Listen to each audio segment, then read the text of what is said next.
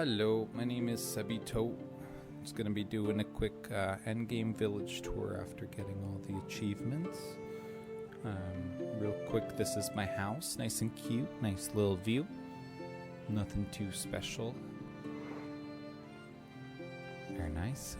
I just have a few points I wanted to touch on, mostly positive if I'm being honest.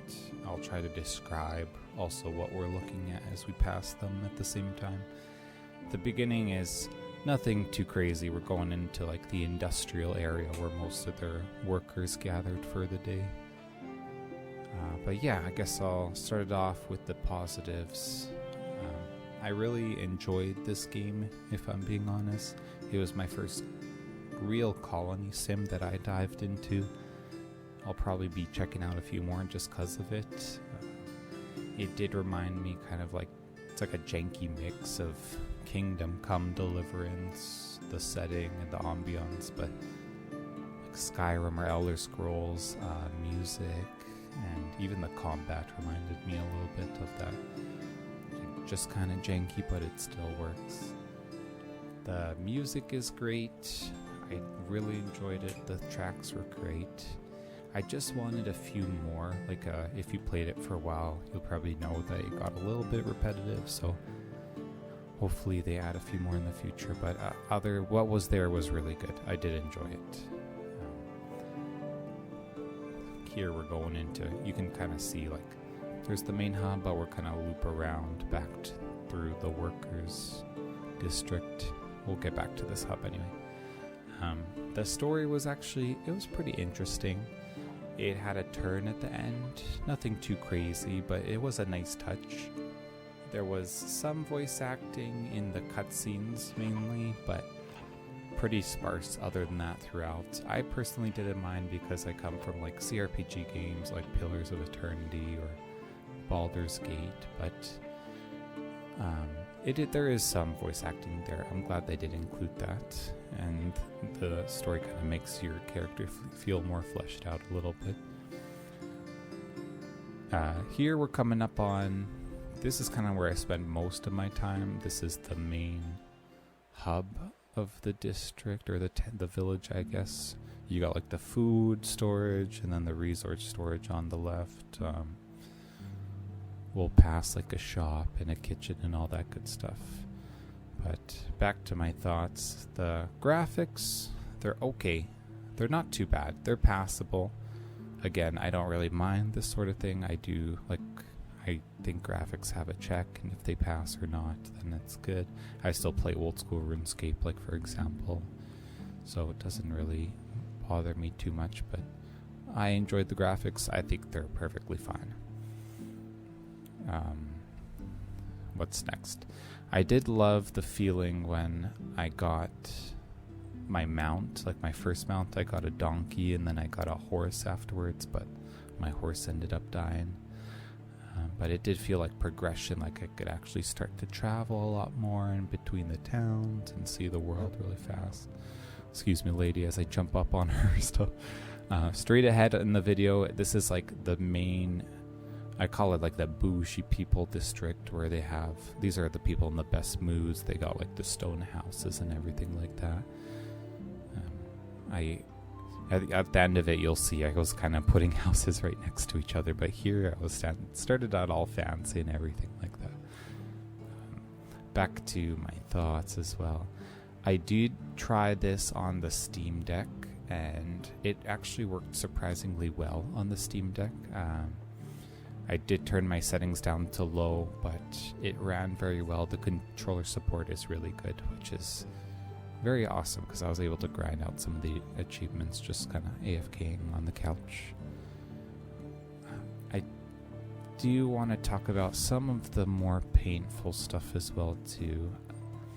The beginning, this is really mainly the issue at the beginning, is traveling. Running back and forth is a bit rough. Like the fast travel, the costs are pretty high, so often it'd be like a large chunk of your early game money. So it'd be like you have 1,000, then you spend 400 coins to travel. You're like, shit, not really making. And then you got taxes coming up, just like real world. Fucking sucks. But the ambience is great, so it made it better running through, and you can listen to the town. But yeah, travel was a bit rough. Like, this is the rough side of town that I talked about, where I was stacking the houses next to each other.